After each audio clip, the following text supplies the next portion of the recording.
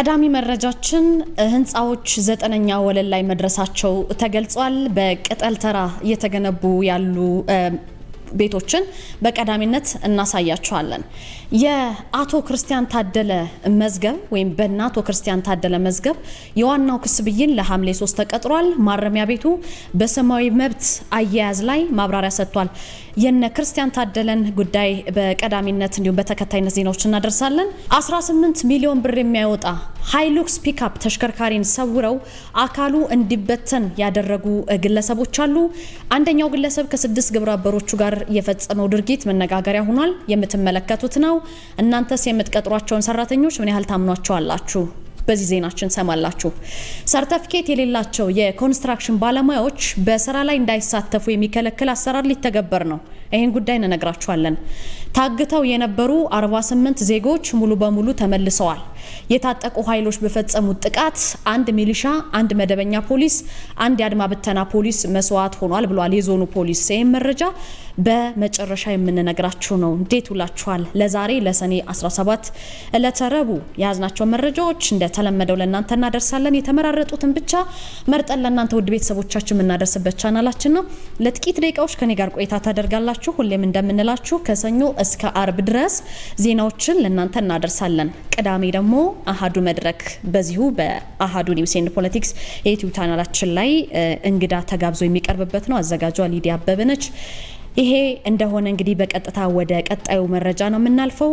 ሰብስክራይብ አድርጉ። ወደ መረጃው እንሂድ።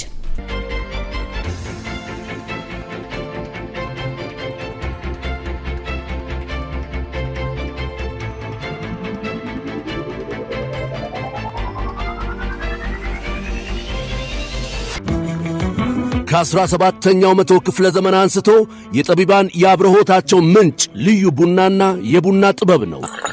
ታዲያ ይህን ቡና ለመቅመስ ጥበቡንም ለመማር ዝግጁ ኖት? አሃዱ ኮፊ አካዳሚ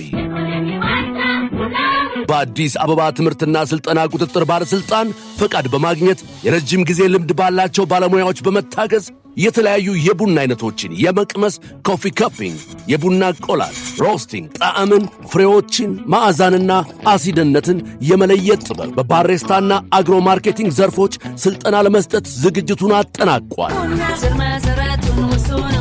የቡና ጥራትን ለመጠበቅ የቡና አፍቃሪዎች የተለያዩ ጣዕሞችን ለማወቅ እንዲሁም አምራቾች ምርቶቻቸውን ለማሻሻል እንዲችሉ የሚረዳውን ይህንን ስልጠና በአሃዱ ኮፊ አካዳሚ በመሰልጠን ብቁ ባለሙያ ይሁኑ። የስልጠና ቦታው በቦሌ ጃፓን ኤምባሲ ናይል ሶርስ ሕንፃ 3ኛ ወለል ላይ። ለበለጠ መረጃ በስልክ ቁጥር በ0961 88 82 22 ይደውሉልን። አሃዱ ኮፊ አካዳሚ።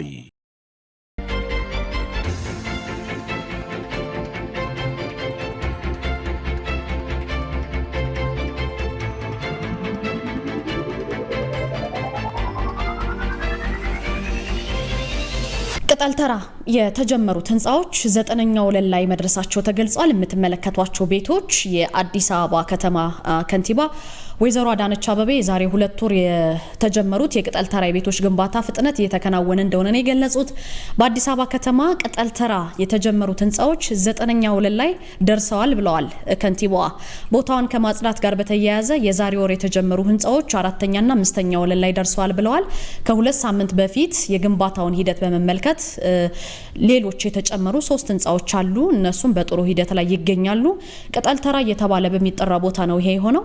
በፕሮጀክቶቹ የሚገነቡት መኖሪያ ቤቶች ብቻ ሳይሆኑ የንግድ፣ የጸጥታ፣ የትምህርት ቤት፣ የጤና ተቋም፣ የስፖርት ማዘውተሪያ ወይም ስፖርት የሚሰራባቸው የህፃናት መጫወቻዎች የመሳሰሉ ማህበራዊ አገልግሎት መስጫዎች እንዲሁም ደግሞ ሌሎች የህዝብ የጋራ መገልገያዎችም አሉ ማለት ነው። ከዚህ ቀደም ከንቲባ አዳነች አበቤ የቤቶቹ ግንባታ እስከ መጪው አዲስ ዓመት ድረስ እንደሚጠናቀቅ አካባቢው ላይ ያለው ማህበረሰብ ደግሞ እዛው ተመልሶ እንደሚገባ ቃል መግባታቸውን ታስታውሳላችሁ። በሌላ በኩል ግን ከከንቲባ ጽፈት ቤት ጀርባ ላይ አራዳ የበጎነት መንደር ግንባታ ፕሮጀክት መጀመሩንም እሳቸው ይፋ አድርገዋል።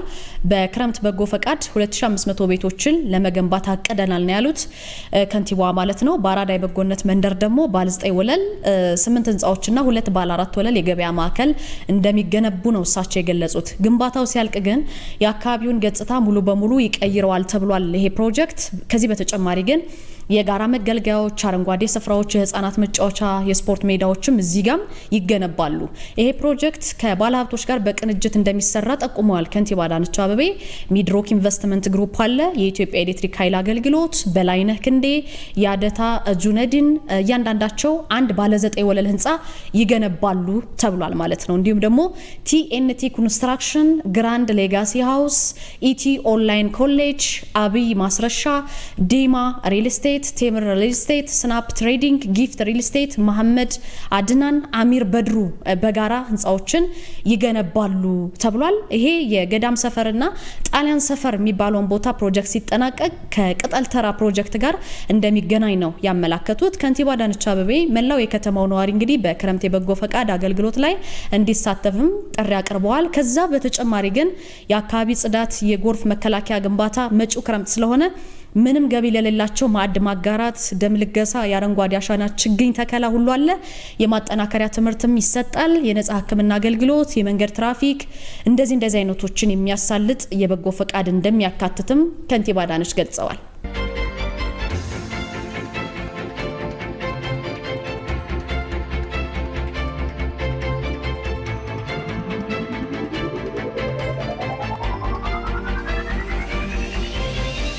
የአቶ ክርስቲያን ታደለን ጉዳይ እንመልከት። በአቶ ክርስቲያን ታደለ መዝገብ የዋናው ክስ ብይን ለሐምሌ 3 ተቀጥሯል። ማረሚያ ቤቱ እንግዲህ በሰብአዊ መብት አያያዝ ላይ ማብራሪያ ሰጥቷል። በሽብር ወንጀል ተጠርጥረው በማረሚያ ቤት የሚገኙት የህዝብ ተወካዮች ምክር ቤት አባል የነበሩት አቶ ክርስቲያን ታደለ፣ የአማራ ክልል ምክር ቤት አባል የነበሩት አቶ ዮሐንስ ቧያለውና ሌሎች ተከሳሾች ፍርድ ቤት ቀርበው ነበረ። እንግዲህ ይሰማል ተብሎ ይጠበቅ ለነበረው የዋናው ክስ ብይን ለሐምሌ 3 ሌላ ተለዋጭ ቀጠሮ ነው የተሰጣቸው። የፌዴራል ከፍተኛው ፍርድ ቤት ልደታ ምድብ ችሎት ከዚህ ቀደም በሰጠው ትዕዛዝ መሰረት የፌዴራል ማረሚያ ቤት ኃላፊ ምክትል ኮማንደር ጣሰው ይግዛው በችሎቱ ቀርበው ማብራሪያ ሰጥተው ነበረ። እነዚህ ተከሳሾች ከዚህ ቀደም ሰኔ 3 2018 ያቀረቧቸውን የሰብአዊ መብት አያያዝ፣ የሕክምናና ከቤተሰብ ጋር የመገናኘት ችግሮችን በተመለከተ አብዛኞቹ መፈታታቸውን ኃላፊው ለችሎቱ አስረድተዋል። ግን ተከሳሾቹ ችግሮቹ አሁንም እንዳልተቀረፉ ለችሎቱ ተናግረዋል። በተለይ ከቤተሰብ ጋር ለመገናኘት መቸገራቸውን፣ በጤና እክል ምክንያት ከቤት የሚመጣላቸው ምግብ ፍተሻው ከመጠን በላይ በመሆኑ እንደሚበላሽ ተናግረዋል። ተገቢ የሕክምና አገልግሎትም እያገኙ እንዳልሆነ ነው የተነገረው። የግራ ቀኙን ክርክር የመረመረው ፍርድ ቤቱ እንግዲህ የቀረቡት የአያያዝ አቤቱታዎች ከማረሚያ ቤቱ አቅም በላይ እንዳልሆኑ ጠቅሶ በአፋጣኝ መፍትሄ እንዲሰጣቸውና የተጠርጣሪዎች ሰብአዊ መብት እንዲከበር ትዕዛዝ አስተላልፏል ማለት ነው። ከ3 ሰዓታት በላይ በፈጀው በዚህ ችሎት ፌዴራል ፖሊስ ተከሳሾቹ አዋሽ አርባ በነበሩበት ጊዜ ደረሰብን ስላሉት የሰብአዊ መብት ጥሰት አጣርቶ እንዲያቀርብ የተሰጠውን ትዕዛዝ ባለማቅረቡ በቀጣይ ምላሽ እንዲሰጥ ትዕዛዝ ተሰጥቶታል። ፍርድ ቤቱ በዚህ የአያያዝ አቤቱታ ላይ ብይን ለመስጠት ለሰኔ 12 ቀን 2018 ተለዋጭ ቀጠሮ ሰጥቷል።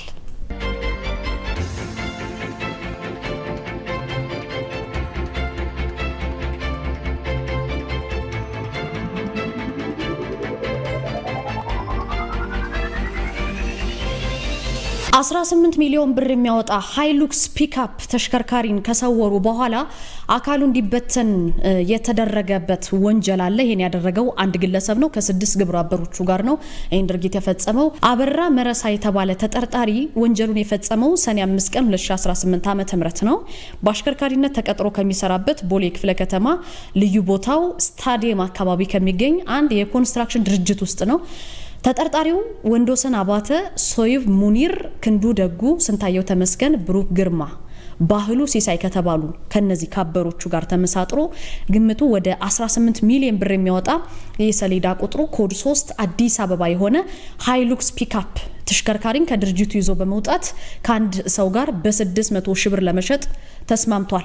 ግለሰቡ ቀደም ብሎ የሽያጩን ቀብድ 110 ሺህ ብር በመቀበል ከግብረ አበሮቹ ጋር በመሆን አዳማ ከተማ ላይ የተሽከርካሪውን አካል በመነቃቀል በምትመለከቱት መልኩ በመበታተን በአንድ መጋዘን ውስጥ ነው ያስቀመጠው።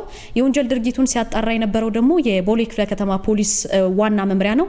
የአዲስ አበባ ስታዲየም አካባቢ ፖሊስ መምሪያ ነው። ሰኔ 15 ቀን 2018 ዓ.ም ከሀገር ከመከላከያ ከብሔራዊ ደህንነት መረጃና ደህንነት እንዲሁም ደግሞ ከአዳማ ከተማ ፖሊስ ጋር ተቀናጅቶ በወንጀሉ ተሳታፊ ከሆኑ በአጠቃላይ 7 ናቸው እነዚህ ተጠርጣሪዎች እዚህ ድርጊት ላይ የተሳተፉት። 7ቱንም ተጠርጣሪዎች ከነ ኤግዚቢቱ ነው የያዛቸው ፖሊስ።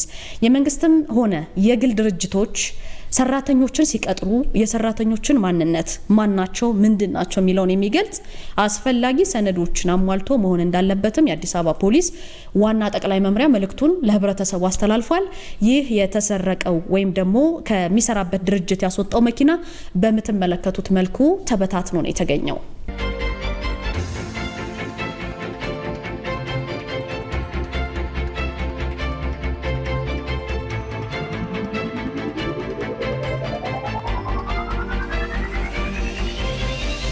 ከአንድ የፖሊስ አባል ጋር በተፈጠረ የግል አለመግባባት ህይወቱ ያለፈው አቶ ተገኝ ባልቻን ታስታውሱታላችሁ። ለዚህ ሟች ቤተሰብ በትላንትናው ዕለት የ200 ሺህ ብር ድጋፍ ተደርጎላቸዋል።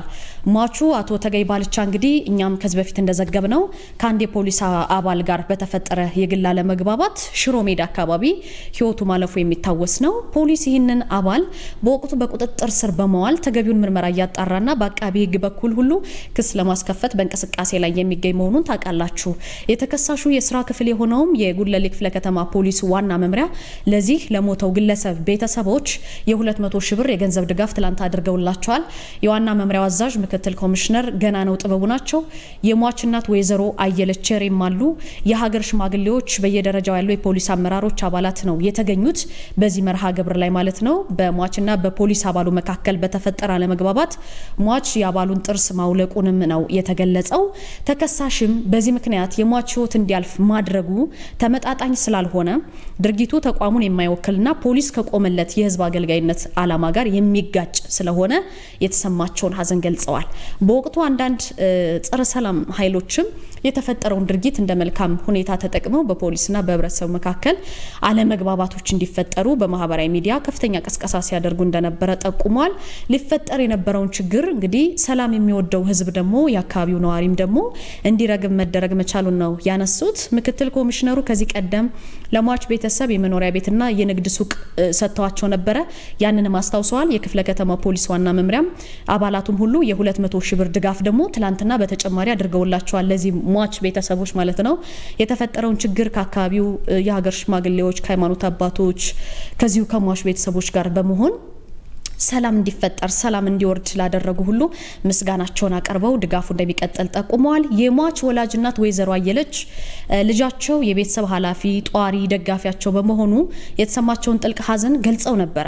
ፖሊስ ያደረገላቸው ድጋፍ ደግሞ ያልጠበቁት መሆኑንም ገልጸዋል። ፖሊስ ከህብረተሰቡ የተገኘውን ለህዝብ ሰላምና ደህንነት የቆመ መሆኑን አሳይተዋል ብለው መንግስትና ህዝብንም በዚሁ 200 ሺህ ብር ድጋፍ በተደረገላቸው ጊዜ ምስጋና አቅርበዋል።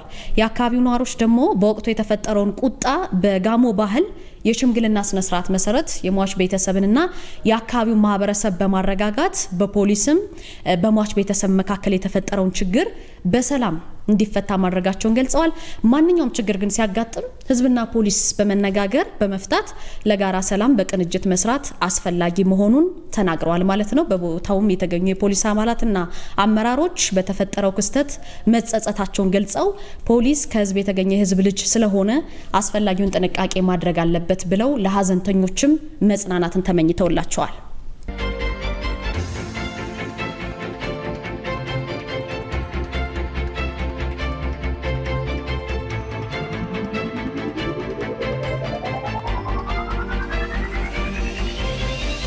ሰርተፊኬት የሌላቸው የኮንስትራክሽን ባለሙያዎች በስራ ላይ እንዳይሳተፉ የሚከለክል አሰራር ሊተገበር መሆኑን ሰምተናል። የከተማና መሰረተ ልማት ሚኒስቴር ከስራና ክህሎት ሚኒስቴር ጋር ተቀናጅቶ በኮንስትራክሽን ዘርፍ ያሉ ባለሙያዎችን ብቃት ለማረጋገጥ የሚያስገድድ አዲስ አሰራር እያዘጋጀን ያለው። አሰራሩ ምንድነው? ደረጃ በደረጃ የሚተገበር ነው። ወደፊት ሰርተፊኬት የሌለው ማንኛውም ባለሙያ በየትኛውም ደረጃ በኮንስትራክሽን ስራዎች ላይ እንዳይሳተፍ ሙሉ በሙሉ ይከለክላል። ምንም እንኳን ሂደቱ አመታትን ሊወስድ ቢችልም በአሁኑ ወቅትም የዝግጅትና የተግባር እንቅስቃሴዎች መጀመራቸውን ሰምተናል።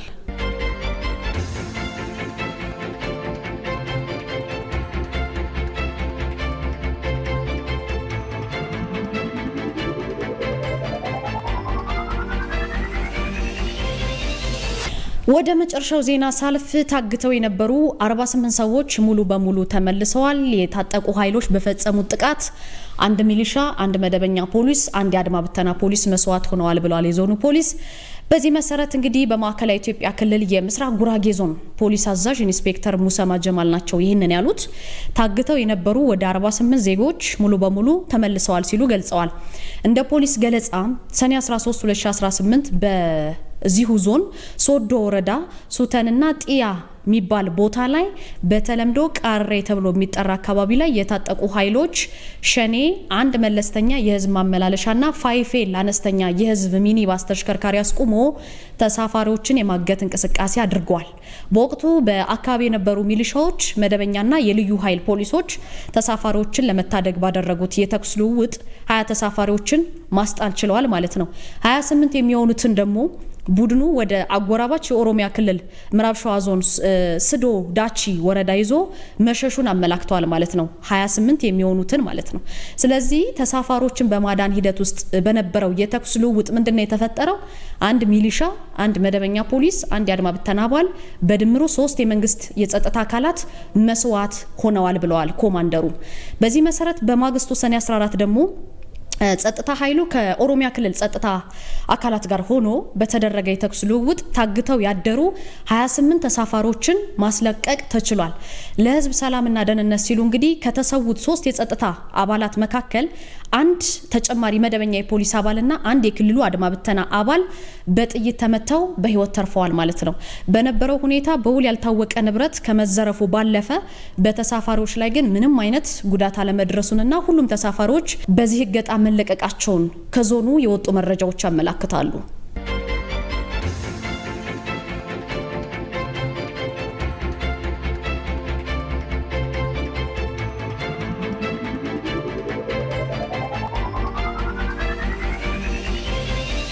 ውድ ቤተሰቦቻችን ለዛሬ ለሰኔ 17 ለተረቡ ያዝናቸው መረጃዎች እነዚህ ነበሩ። ከናንተ ጋር ለጥቂት ደቂቃዎች እኔ ናርዶስ አለማየሁ ቆይታ አደረኩኝ። በየዕለቱ እንግዲህ የሚወጡ መረጃዎችን መራርጠን እናንተን የሚመጥኑትን ብቻ የምናደርስበት ቻናል ነው። ስለምትጽፉልን አስተያየት፣ ስለምትከታተሉን ከልብ አድርገን እናመሰግናለን። ለየትኛውም ሀሳብ አስተያየት ደግሞ ኮሜንት ሴክሽን ላይ ገብታችሁ ብትጽፉልን እኛ እናነበዋለን። ስለምትከታተሉ እናመሰግናለን። በያላችሁበት ጥሩ ጊዜ